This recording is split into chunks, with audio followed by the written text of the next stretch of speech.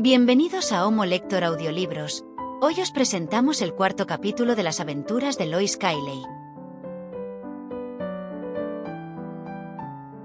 La aventura de la comisionista aficionada, de Grant Allen. Mi excéntrico americano, el señor Hitchcock, me había asegurado que si ganaba la gran carrera para él, no tendría por qué tener miedo de que no actuase con generosidad, y para hacerle justicia, debo admitir que cumplió su palabra.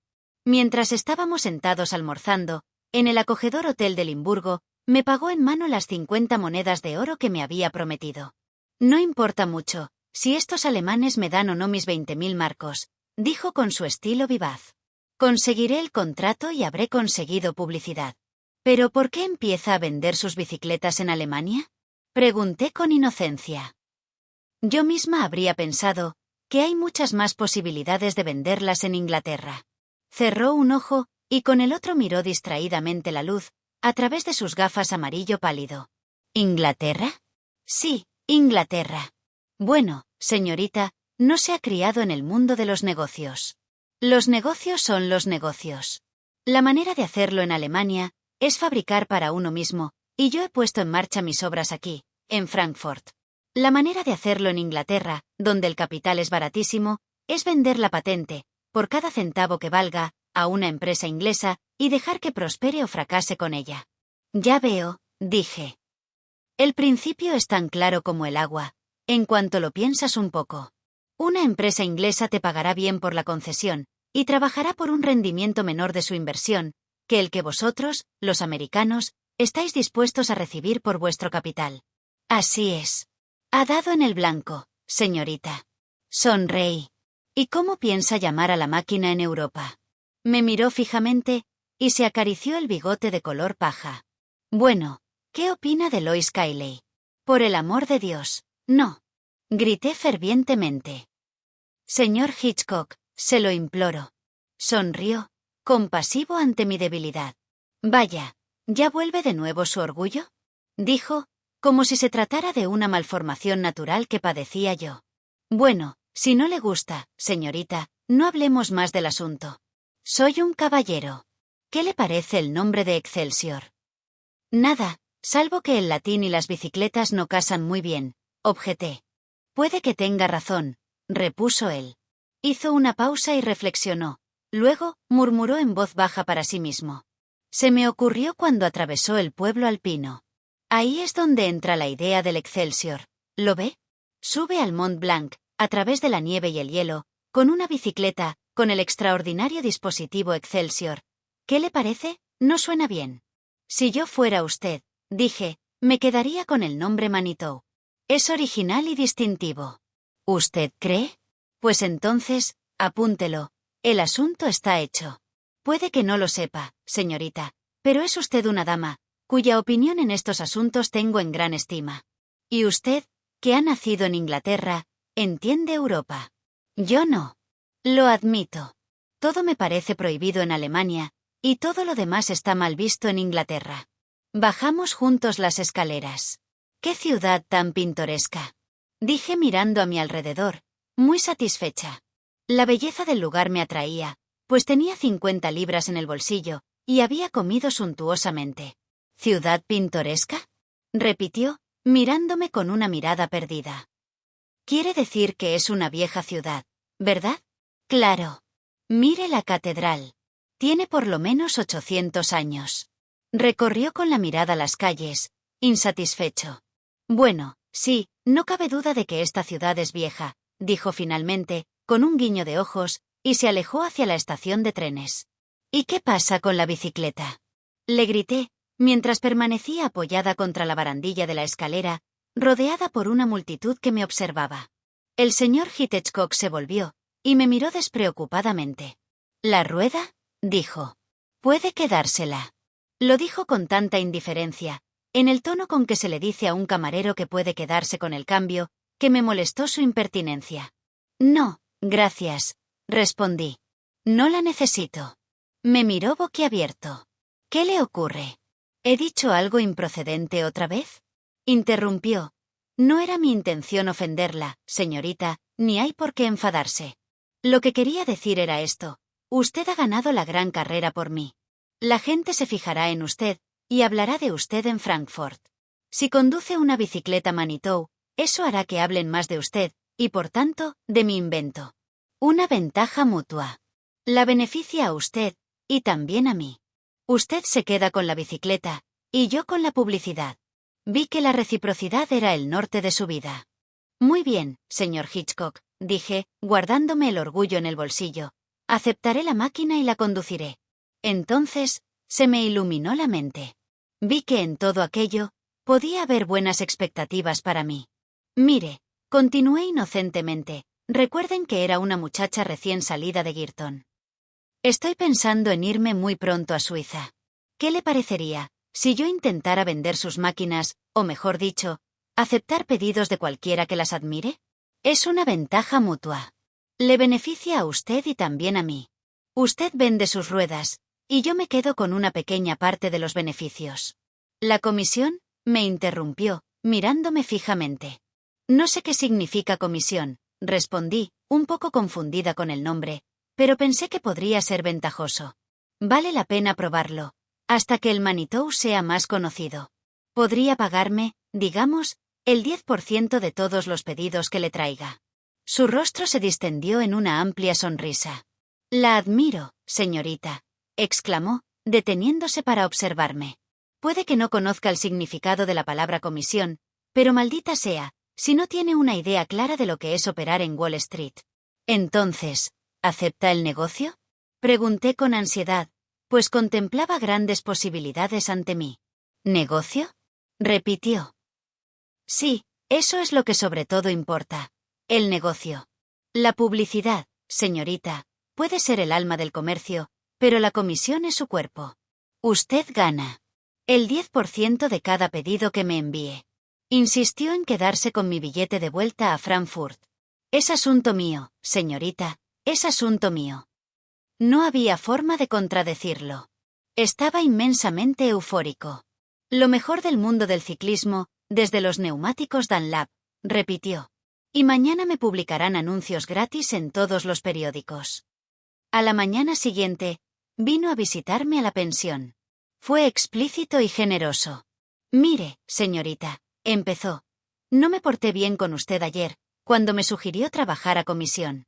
Me aproveché, en ese momento, de su juventud e inexperiencia. Me sugirió un 10% como la cantidad de comisión, sobre las ventas que podría obtener, y acepté de inmediato. Esa fue una conducta indigna de un caballero. Ahora bien, no la engañaré. La comisión ordinaria sobre las transacciones en ruedas es del 25%. Voy a vender el Manitou al por menor, a 20 libras inglesas la unidad.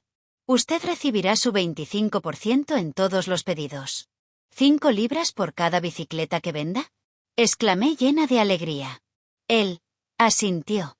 Sí, así es. Me quedé simplemente asombrada ante esta magnífica perspectiva. Pero el comercio de bicicletas debe estar plagado de ganancias de los intermediarios. Exclamé, porque tenía mis dudas. En efecto, replicó, simplemente tómelo y conviértase en una intermediaria. Pero, como socialista consecuente, comencé. Es vuestro deber desplumar al capitalista y al consumidor, interrumpió el señor Hitchcock. Un beneficio mutuo, triangular esta vez.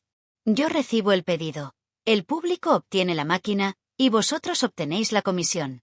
Yo soy más rico, vosotros sois más ricos, y el público está montado en la mejor rueda jamás inventada.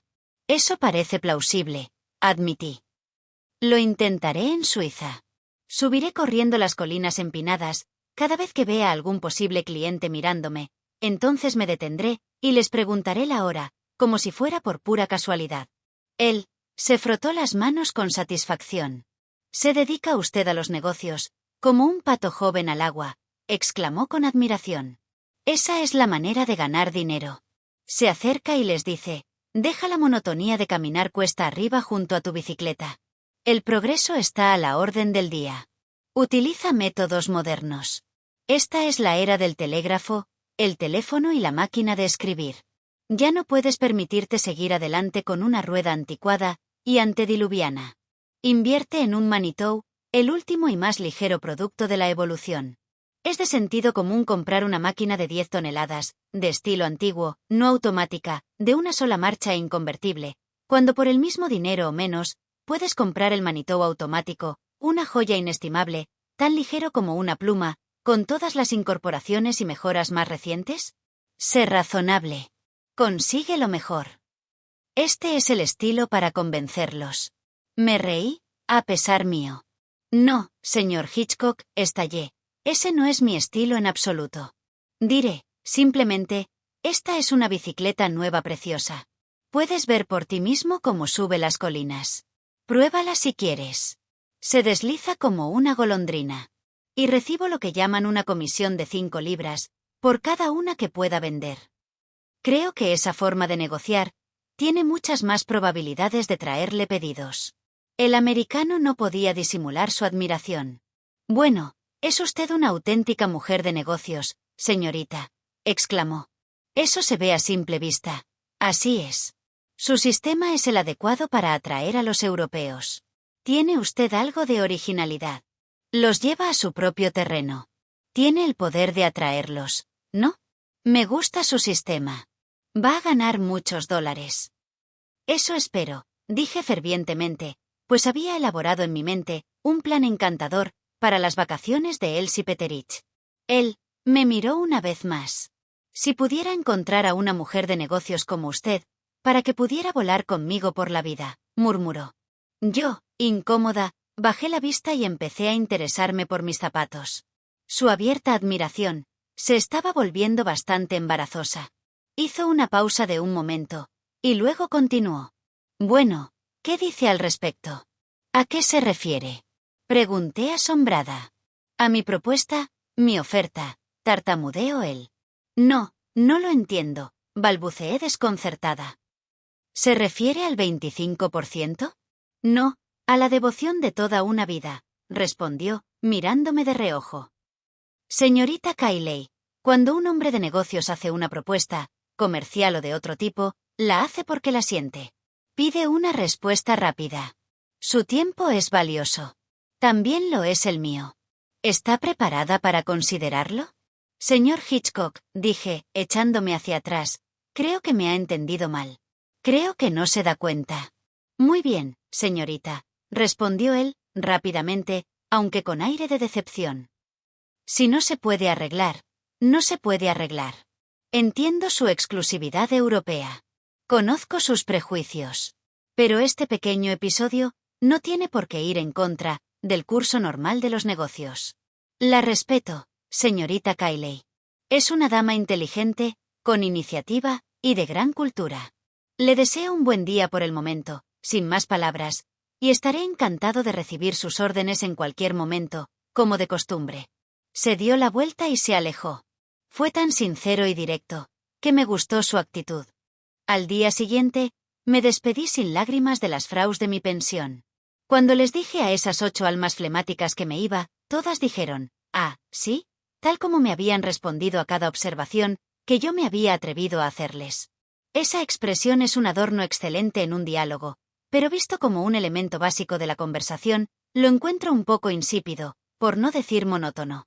Así pues, emprendí mi viaje, y me propuse recorrer el mundo por mi cuenta, y con mi propio Manitou, al que llegué a amar con el tiempo, con un amor que superaba al del señor Cyrus Hitchcock. Llevaba conmigo lo estrictamente necesario, en una pequeña maleta impermeable para montar en bicicleta, pero envié el equipaje que contenía todos mis bienes personales, a algún lugar que tenía por delante y al que esperaba llegar en 1 o 2 días. El primer día de viaje, lo hice por una agradable carretera que iba de Frankfurt a Heidelberg, unas 54 millas en total, bordeando las montañas la mayor parte del trayecto.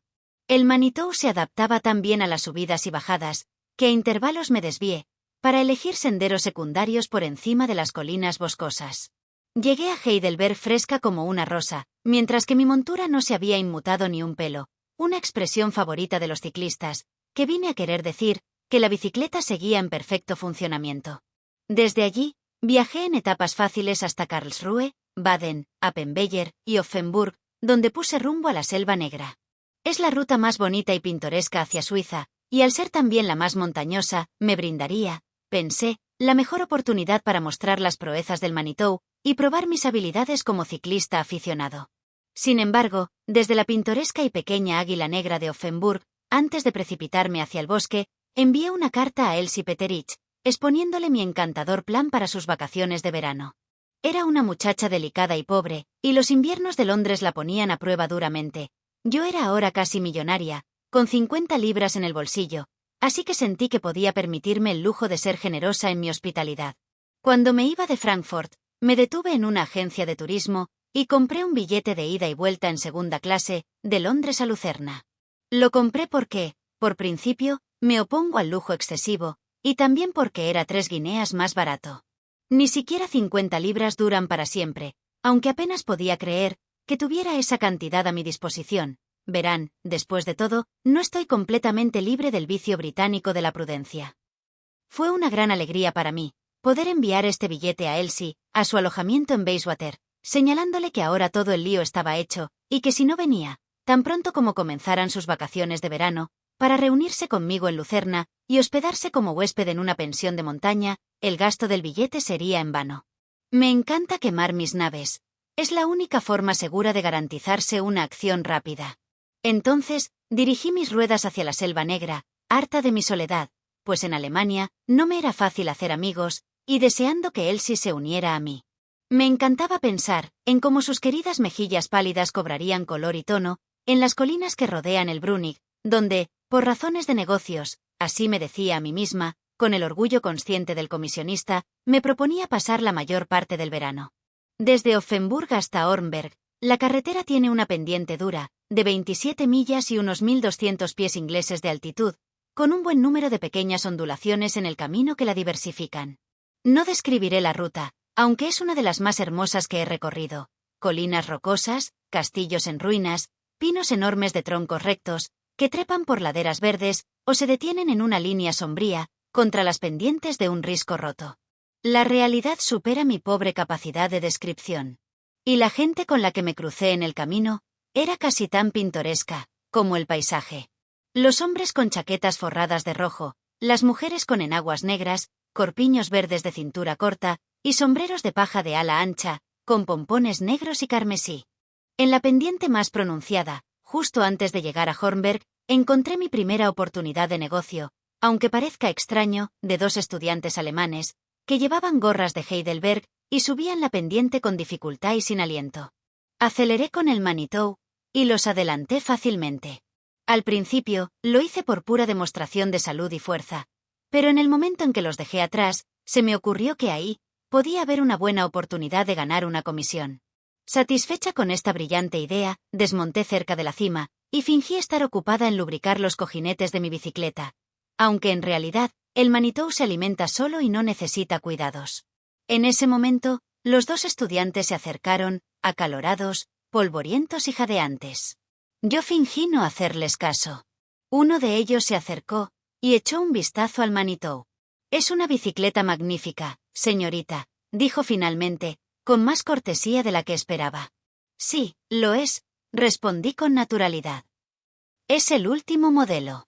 Sube las colinas como ninguna otra». Y fingí montarme y deslizarme hacia Hornberg.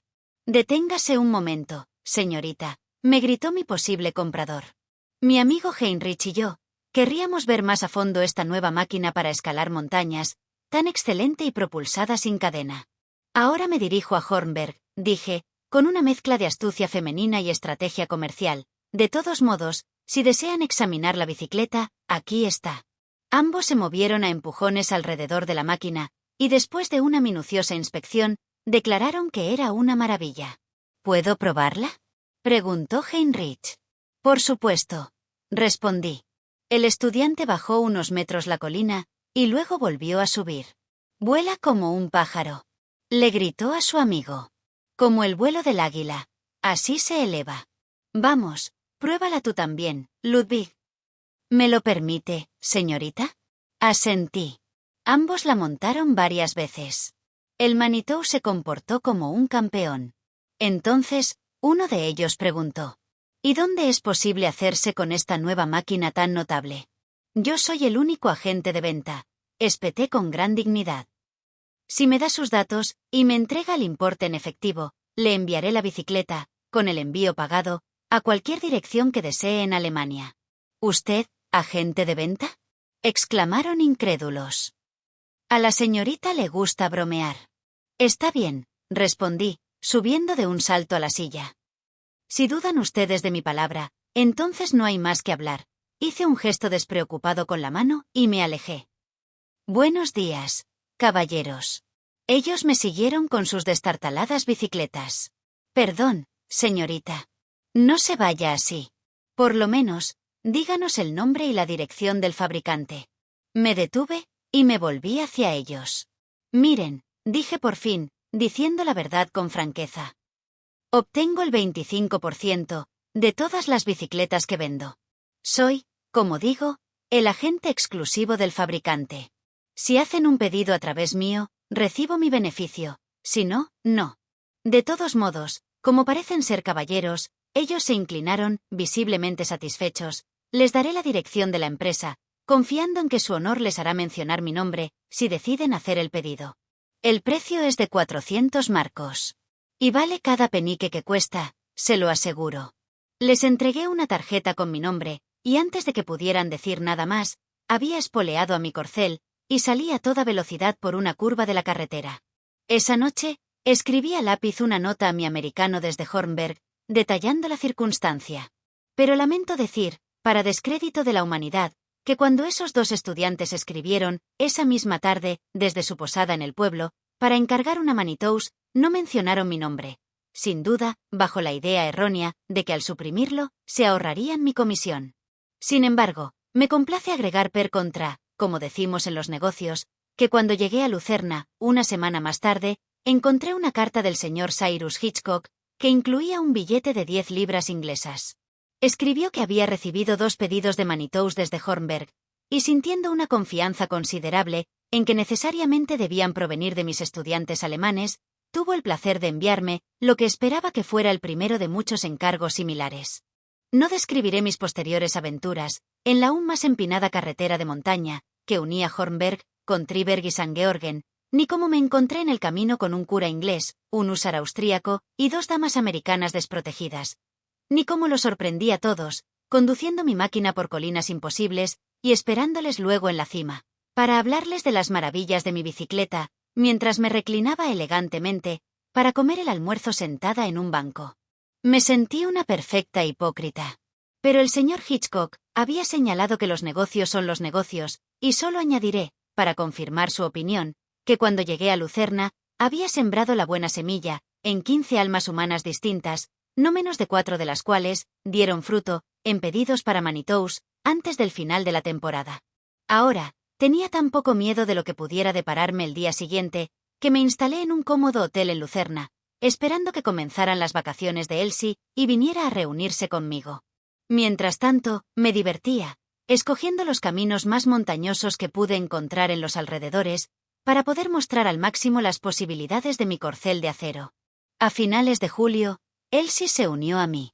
Al principio, estaba algo enojada, porque le había pagado yo el billete de tren, y la obligaba a aceptar mi hospitalidad. Tonterías, querida, dije, mientras le acariciaba el pelo, pues su rostro pálido me asustaba. ¿De qué sirve una amiga, si no le permites hacerte sus pequeños favores? Pero, Brownie, tú me dijiste en Londres que no dependerías de mí, ni un día más del necesario. Eso fue diferente, exclamé. Esa era yo. Esta eres tú. Soy una criatura fuerte y saludable, apta para luchar la batalla de la vida y cuidar de mí misma. En cambio tú, Elsie, eres una de esas frágiles florecillas que es deber de todos proteger y cuidar. Ella hubiera protestado más, pero yo no se lo permití. En realidad, nada me alegraba tanto de mi prosperidad, como la oportunidad que me brindaba de ayudar a la pobre Elsie, agobiada y agotada por el trabajo. A partir de entonces, nos instalamos en una pequeña casa de huéspedes, en lo alto de la cima del Brunig. Era un lugar ideal para Elsie, y estaba cerca de una ruta turística, donde podía desplegar mis habilidades sobre la bicicleta y exhibir el Manitou en toda su plenitud a muchos visitantes que pasaban por allí. Elsie probó la máquina y descubrió que podía montarla con facilidad. Tanto le gustó, que manifestó su deseo de tener una propia. Entonces, se me ocurrió una idea brillante. Un poco asustada por mi osadía, escribí al señor Hitchcock, sugiriendo que tenía una amiga de Inglaterra, que se alojaba conmigo en Suiza, y que 2 Manitou serían seguramente mejores que una sola como publicidad. Confieso que no me resultó fácil poner mi idea por escrito, de forma que resultase convincente. De todos modos, envié la carta, y esperé a que sucediera algo. A vuelta de correo, recibí una respuesta de mi americano. Estimada señorita, por la presente, le envío por tren un Manitou automático, de 4 marchas y autoalimentación, para una dama, como me lo sugirió en su carta del 27 de julio. Una sugerencia que deseo agradecerle. Cuanto más veo su forma de hacer negocios, más la admiro. Este es un cartel elegante. 2 damas inglesas de la alta sociedad, montadas en una Manitou, subiendo a toda velocidad por los Alpes, representan una publicidad magnífica. El beneficio mutuo, para mí, para usted y para la otra dama, debería ser simplemente incalculable. Me complacerá saber en todo momento de cualquier desarrollo adicional de su notable habilidad publicitaria, y le agradezco la brillante sugerencia que ha tenido la amabilidad de hacerme. Respetuosamente. Cyrus W. Hitchcock. ¿De veras, Brownie? ¿Voy a tener gratis una bicicleta? Exclamó Elsie, desconcertada, cuando le leí la carta. Me hice pasar por una mujer de mundo. Por supuesto, querida, respondí, como si siempre hubiera esperado que me llovieran bicicletas. Es un acuerdo mutuo. Lo beneficia a él, y te beneficia a ti.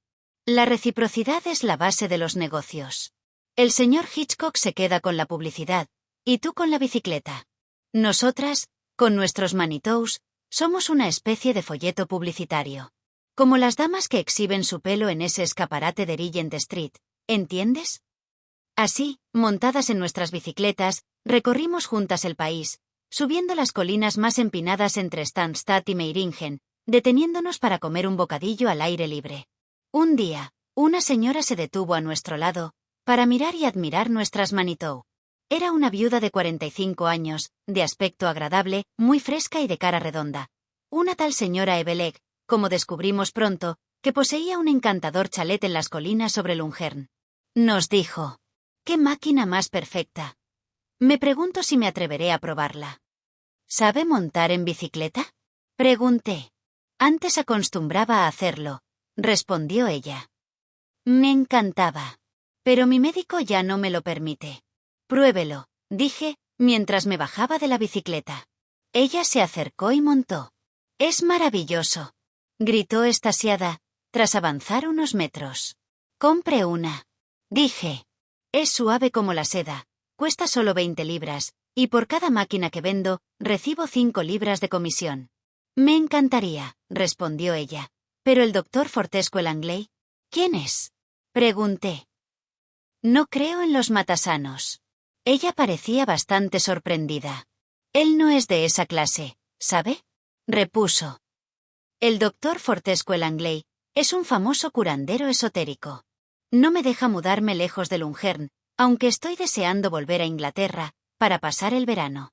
Mi hijo está en Portsmouth.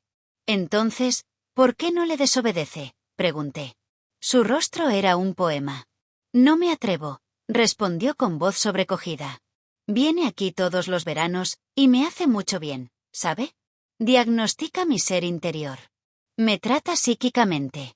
Cuando mi ser interior falla, mi brazalete se oscurece. Levantó la mano derecha, y mostró un brazalete de plata india que adornaba su muñeca, y que, como era de esperar, presentaba un aspecto obscurecido.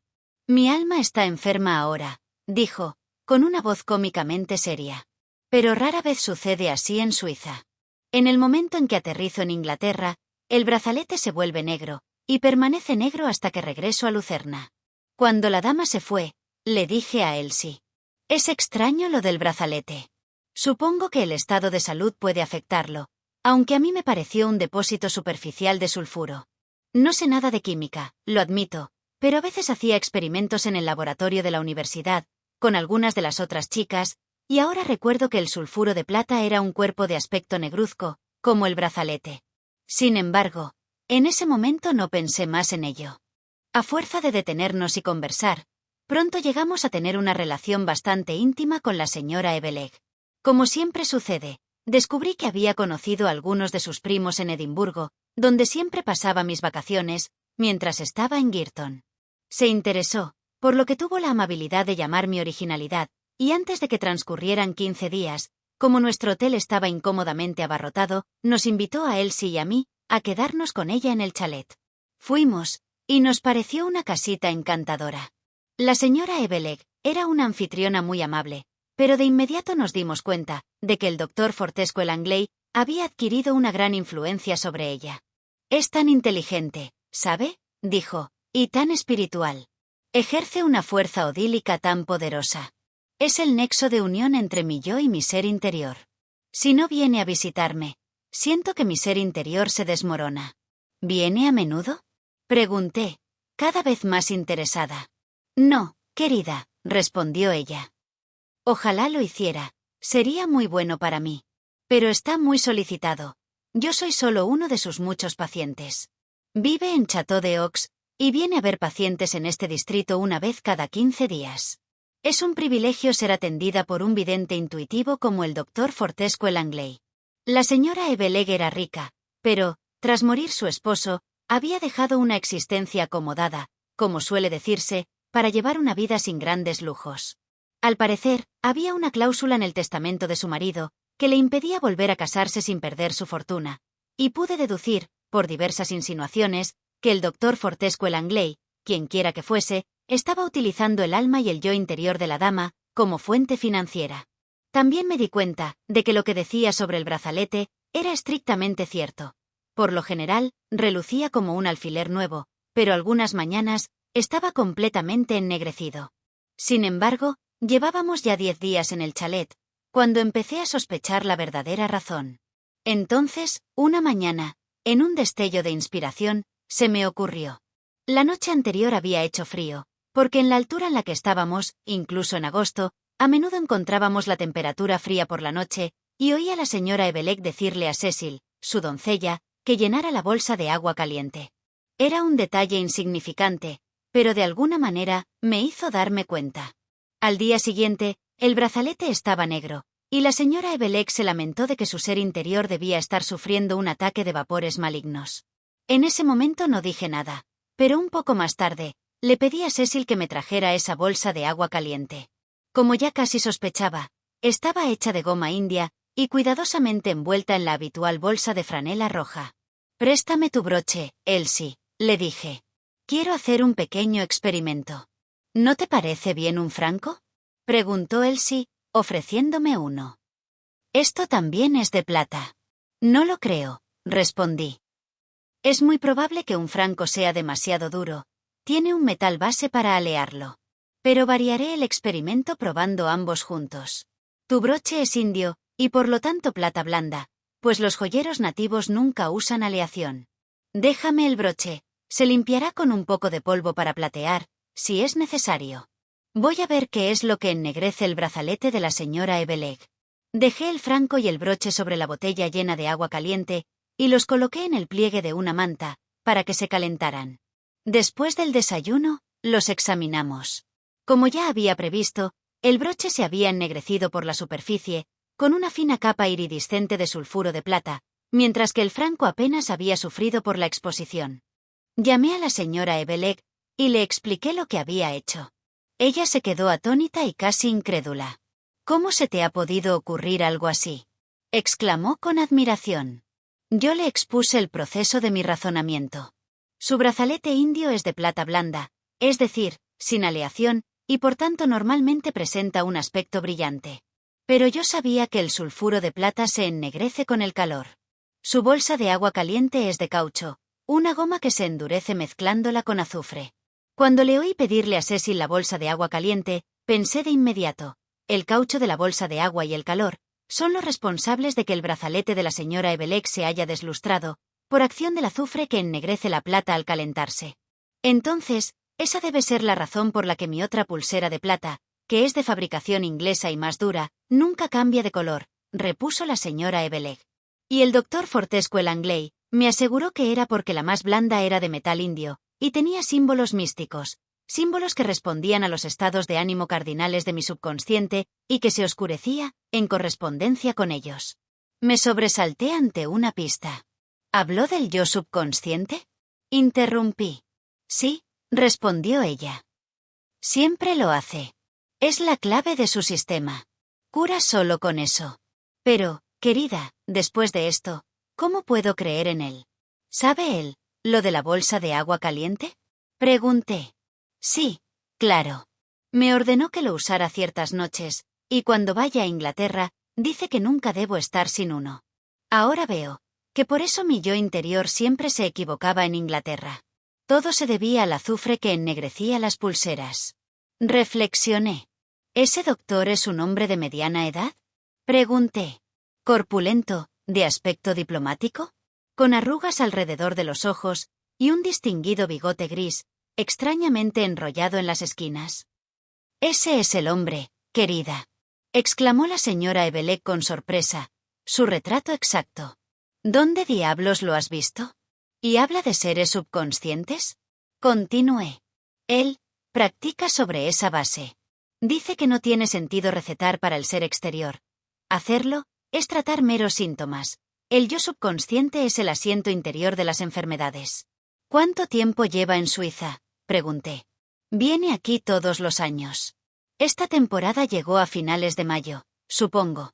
¿Cuándo volverá a visitarla, señora Evelec? Mañana por la mañana. Me decidí de inmediato. Entonces debo verlo, sin que él me vea, dije. Creo que lo conozco. Es nuestro conde, creo. Yo les había contado a la señora Evelec y a Elsie la extraña historia de mi viaje en tren desde Londres, y cómo salvé las joyas de Lady Georgina de las aviesas intenciones del presunto conde La Roche-sur-Loiret. Imposible, querida. Imposible. Tengo una fe ciega en él, protestó la señora Evelec. Espere y verá, señora Evelec. Usted reconoce que la engañó con el asunto del brazalete.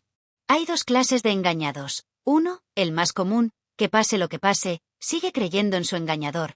El otro, mucho más raro, tiene el sentido de saber que ha sido engañado, si se le deja claro el engaño. Afortunadamente, la señora Evelec pertenecía a la segunda clase. A la mañana siguiente, llegó el doctor Fortescue Langley, puntual a su cita. Mientras subía por el sendero, yo, escondida en mi cuarto, lo miré desde la ventana. Era el conde, sin duda alguna. Telegrafié de inmediato a Lady Georgina, a Schlangenbad. Ella respondió, voy. Llego el miércoles. El miércoles por la mañana, Lady Georgina se presentó ante nosotras, y se abalanzó sobre mí, con su brusca afectuosidad acostumbrada. Querida, vaya viaje. Sola, a mi edad, pero, vaya, no he conocido un día feliz desde que me dejaste. Ah, sí, tengo a mi Gretchen. ¿Poco sofisticada? Bueno, esa no es la palabra para describirla. Te aseguro, Lois, que no hay un solo truco del oficio, en París o Londres, ningún beneficio o propina, que esa chica no sepa aprovechar. Viene directamente de los rincones más remotos de la Selva Negra, y no había estado conmigo una semana, te lo aseguro, mi honorable amiga. Cuando ya se estaba tiñendo el pelo de rubio, se estaba pintando las mejillas, y tomando prestados mis broches y mis guantes, para ir a las carreras de Baden con los camareros del hotel. Y su lenguaje, querida, y sus modales. Me pregunto, ¿por qué no naciste en esa posición de la vida, niña, para poder ofrecerte $500 al año, y todo lo que pudieras necesitar, para que vinieras a vivir conmigo para siempre? Pero esta Gretchen, con sus flecos, sus zapatos, sus cintas. Por mi alma, querida, no sé a qué llegan las chicas hoy en día. Tras tomar aliento, Lady Georgina me miró fijamente, y continuó. ¿Y ese conde? ¿De verdad lo has seguido? Eres una chica maravillosa, querida.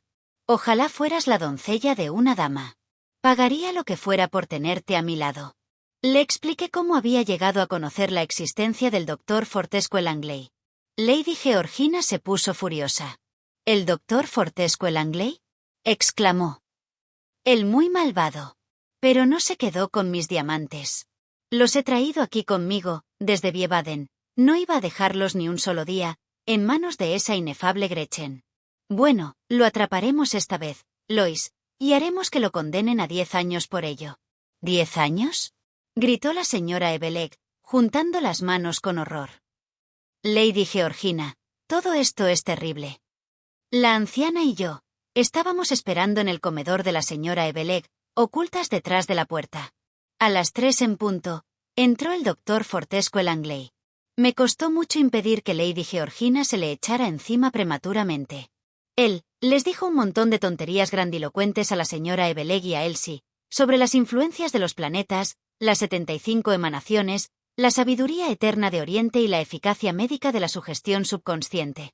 Todo era una charla excelente, tan buena a su manera, como la charla diplomática que había soltado en el tren a Lady Georgina. Era rica en esferas, elementos y fuerzas cósmicas. Por fin, mientras discutía sobre la acción recíproca del yo interior sobre las exhalaciones de los pulmones, empujamos la puerta y entramos tranquilamente. Al vernos, él se levantó y nos miró fijamente. Visiblemente, su respiración se detuvo por unos momentos, evidenciando una gran perturbación. Durante un segundo, perdió la compostura, luego, con total audacia, se volvió, con una sonrisa maliciosa, hacia la señora Evelegh. ¿Dónde demonios conoció a esas personas?, preguntó, en un tono de sorpresa bien simulado. Sí, Lady Georgina, la he conocido antes, lo admito, pero no puede ser agradable para usted pensar en las circunstancias. Lady Georgina estaba fuera de sí. ¿Cómo se atreve?, gritó, enfrentándose a él. ¿Cómo se atreve a hablar con tanto descaro? Miserable bribón. Pero ahora no puede engañarme. Tengo a la policía afuera. Lo cual, lamento confesar, era una mentira improvisada. ¿La policía?, repitió él, echándose hacia atrás. Me di cuenta de que estaba asustado. Volví a tener una inspiración. Quítese ese bigote, dije con calma, y con mi voz más autoritaria. Él se lo tapó con la mano, horrorizado. Pero con su gesto, lo único que consiguió fue que su falso bigote se torciera, dándole un aspecto cómico y ridículo. Finalmente, aquel bigote aristocrático se desprendió, y con él, toda la distinción del conde La Roche-sur-Loiret y del doctor Fortescue Langley. El hombre quedó al descubierto, tal como era, un granuja de medio pelo, sin más. Lady Georgina lo miró fijamente. ¿Dónde te he visto antes?, murmuró lentamente. Esa cara me resulta familiar. Sí, una vez fuiste a Italia, como lacayo del señor Marmaduke Ashurst. Ahora te conozco. Te llamas Higginson. Aquello fue como un bofetón para el exconde, pero lo encajó como un hombre, sin apenas inmutarse. Sí, milady, dijo, toqueteando nerviosamente su sombrero, ahora que todo había terminado. Tiene usted toda la razón, milady. ¿Pero qué quiere que haga? Los tiempos son duros para nosotros, los lacayos. Nadie nos quiere ahora. Debo hacer lo que pueda. Asumió una vez más el tono del diplomático vienés. ¿Qué voulez-vous, madame? Estos son días revolucionarios. Un hombre inteligente debe moverse con los tiempos. Lady Georgina se echó a reír a carcajadas.